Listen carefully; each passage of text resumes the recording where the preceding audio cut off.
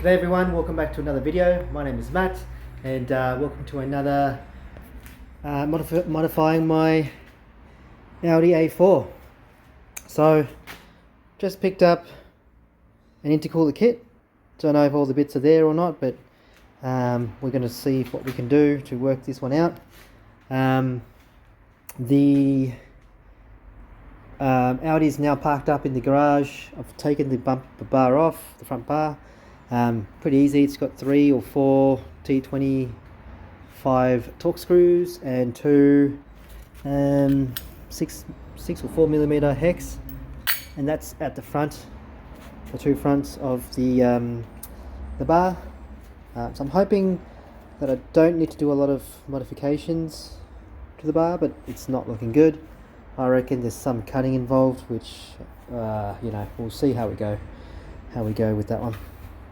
But yeah, it's looking good so far. Oh, there's a bit of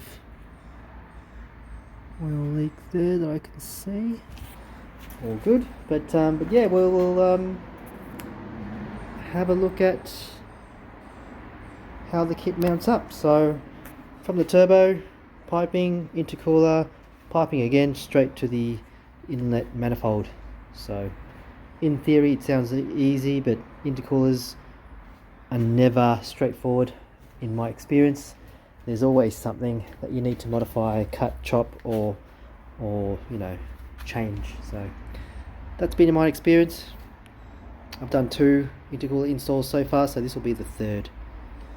Let's remove some bits from the old intercooler.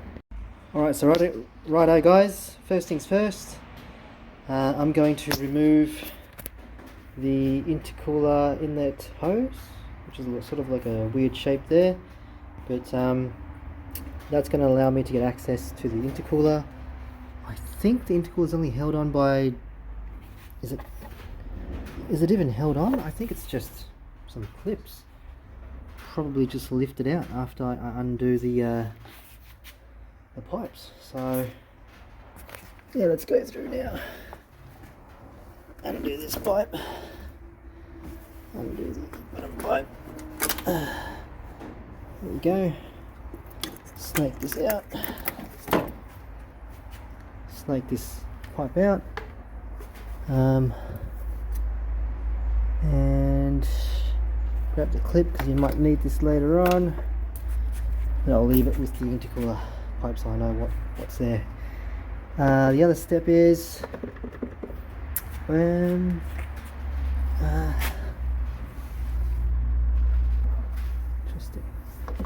How do I undo this? So I need to make room here, so I'll remove that and see how I go. I think it's just held on by, again, just plastic stuff, which I can undo. Maybe up there and maybe down there. So it should be pretty straightforward. Alright, so the intercooler came off pretty semi easily. I got the cover off, which was 2 plastic clips at the top. You sort of just pry it open and it sort of pops out. This, however, took a while because of the 2 grommets at the top. Where's the other grommet? Here it is. Don't lose that bad boy. These 2 sit on top of that, but there's literally no space, so you're going to have to bend some stuff to get it out. Okay, so now you've got some room for intercooler piping.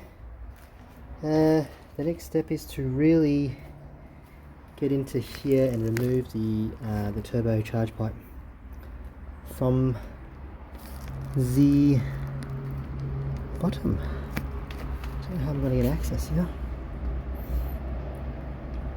but it's going to be interesting, I think.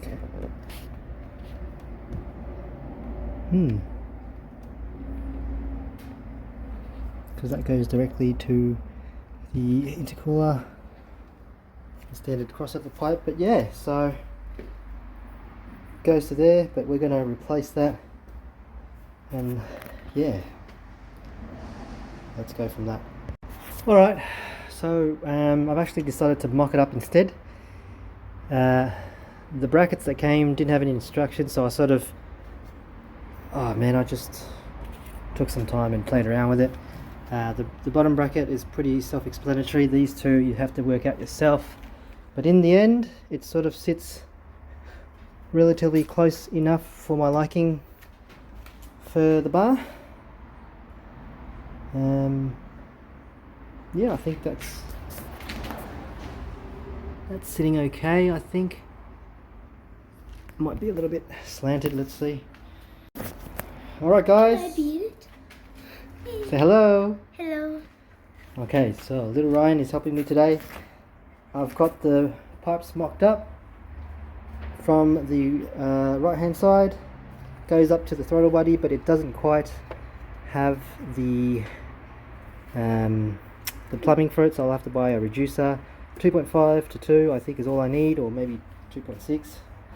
The left hand side pipe goes right on there over to onto the turbo.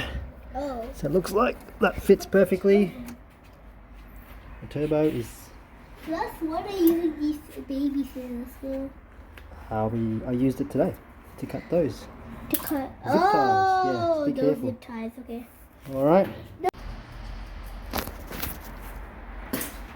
Oh God, yes. Jaden's playing with the phone. Alrighty. So there's some extra bits here. I'm not sure what you need it for, but I'm guessing we're going to need to connect this to the intercooler piping. Say hello. Hello. Hi, Jaden. And I think that should be all for the left hand side. Let's give it a go. Alrighty, everyone. This was not hard, but a pain in the bum. So I've got all the lines plumbed in. So the brackets, you're never going to get them to line perfectly, so line them up as best as you can in an angle that I think sits as close to the condenser as possible, because you want to minimize cutting. But I have a feeling this core you might have to. If you look at all of my sort of nut work there, it's still not quite you know, it's not straight. I'm not like, it's not lined up 100% like that. There's a bit of a bend there. This doesn't really, oh no, this sits flush, but this doesn't. So it is what it is. It's an eBay kit. You can't really do much. These T-bolts, it might hit something, I think, so I might have to change them, but for now I've mocked it up. The pipe itself goes all the way across and lines up perfectly to the throttle body. I did need to bung this off because I don't have any sort of map sensors to use. It's a AJL motor engine, NECU. It's a drive-by cable, so that doesn't need it. So I've just bunged it off for now. The other side, the pipe goes all the way in. Now this is a bit more trickier because it has the diverter valve. It came with a super long hose, which I'm guessing goes to the turbo, but I've reused it to go to the pipe. So the bottom of the diverter valve goes to the pipe using this new hose, and the other side I've used the stock hosing to let's see if it clears it. Yeah, it clears it perfectly. Oh, clears it perfectly. Doesn't touch any of the cables, any of the pulley belts. That's perfect. Yeah, so pop this one back down. Yeah, if I get the reducer 2.5 to 2, that I should now start to be able to start the car. The last thing really is just to get the bar to fit. That's going to be a job in itself, I think. But yeah, it is what it is. So that's what it is so far. And it's probably not lined up perfectly, but it's you know, can't line it up just yet without the bar, so go from there. Alrighty guys, it's been some time, but I just wanted to go through and explain what else I did to complete the install. I got the reducer. I think I got this either on eBay or just at the local auto store that had a reducer of similar size. I think it's a little bit too small, but it still fit on anyway. I had to cut it to reduce the length. But yeah, that's I think that is 2.5 to 2 to 2.5, I believe that is. But I think 2.7 fits it better without having to stretch so much. The other thing I will note with this intercooler kit is that it comes with a bung for the map sensor. Now the car is an Australian edition which runs, it's an AEB block, which means it runs the MAF for boost, and it's a drive-by-wire, and that means it doesn't rely on map. And the ECU is a bit more basic in the way it works, but it still works, you know, running fine. On the other side I've got the all the pipework connected already, but the intercooler essentially goes into the turbo. The DV is a little bit different. It comes with an extra hose for it, so that's installed and running right. The car currently runs on 22 pounds of boost, so the hose has been okay. That's popped off once. I've changed that for a proper clip.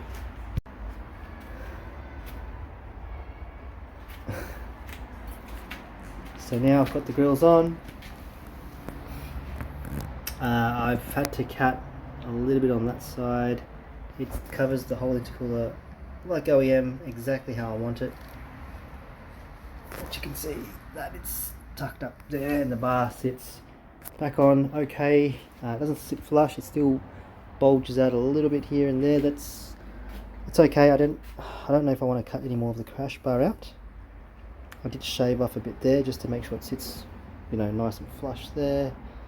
This side seems to be okay. It's just mainly that side. I'm happy with that for now. And yeah, so the install didn't take too long. Maybe one day out of the weekend plus an additional, you know, half an hour to get the hose and cut it and fit it and all the rest of it. But and some extra time when the hose popped off on the side of the road. Just gotta pop it back on and, you know, drive it home. You know, I should have carried a spare set of tools. But otherwise, that's it for the install. Hopefully you liked the video so far. If you do like it, leave a like. Otherwise, yeah, I'll see you guys in the next video.